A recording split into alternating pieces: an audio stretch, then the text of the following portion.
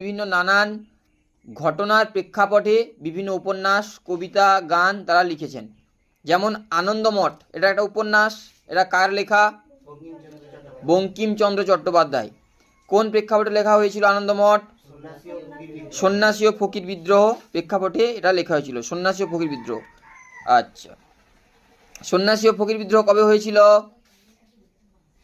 1763 থেকে 1760 থেকে 1800 খ্রিস্টাব্দের মধ্যে। সন্ন্যাসী ও ফকির, হিন্দু সমাজের হচ্ছে সন্ন্যাসী এবং মুসলিম সমাজের ফকির, এরা ব্রিটিশ ইস্ট ইন্ডিয়া কোম্পানির বিরুদ্ধে এই বিদ্রোহ ঘোষণা করেছিল 1760 থেকে 1800 খ্রিস্টাব্দ পর্যন্ত। সন্ন্যাসী ও ফকির বিদ্রোহ মনে থাকবে তো। তারই প্রেক্ষাপটে লেখা উপন্যাস হচ্ছে আনন্দমঠ। কার? বঙ্কিমচন্দ্র চট্টোপাধ্যায়। গোরা উপন্যাসটি কার? রবীন্দ্রনাথ ঠাকুর। কোন প্রেক্ষাপটে লেখা হয়েছিল এটা?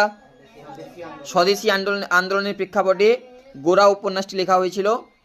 গোরা উপন্যাসের লেখক রবীন্দ্রনাথ ঠাকুর। পথের দাবি কার?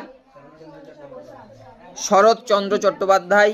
পথের দাবি কোন প্রেক্ষাপটে লেখা হয়েছিল এটি? সশস্ত্র বিপ্লবী আন্দোলন, সশস্ত্র বিপ্লবী আন্দোলনের প্রেক্ষাপটে লেখা হয়েছিল এই পথের দাবি। অরণ্যের অধিকার উপন্যাসটি কার? মহাশ্বেতা দেবী। অরণ্যের অধিকার মহাশ্বেতা দেবী। এটা যে মুন্ডা বিদ্রোহের প্রেক্ষাপটে। অরণ্যের অধিকার, মুন্ডা বিদ্রোহ। মুন্ডা বিদ্রোহের নেতা কে? মুন্ডা বিদ্রোহের আরেক নাম কি? উলগুলান। মুন্ডা বিদ্রোহের আরেক নাম উলগুলান। মুন্ডা বিদ্রোহ কবে হয়েছিল?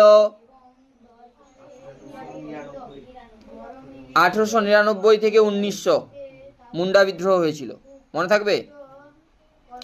কেয়া পাতার নৌকো কার? প্রফুল্ল রায়। কেয়া পাতার নৌকো প্রফুল্ল রায়। এটা দেশভাগের প্রেক্ষাপটে এরা হয়েছিল, দেশভাগের সময় এটা লেখা হয়েছিল কেয়া পাতার নৌকো। দুই দিক, এটা গল্প।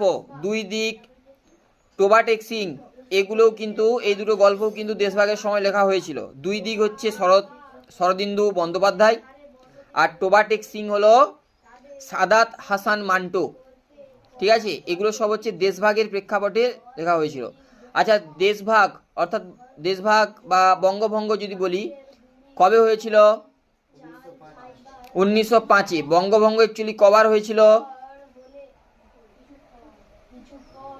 জানা আছে? দেশভাগ কবে হয়েছিল বা বঙ্গভঙ্গ কবে হয়েছিল? কবার? বঙ্গভঙ্গ বা দেশভাগ দুবার হয়েছিল।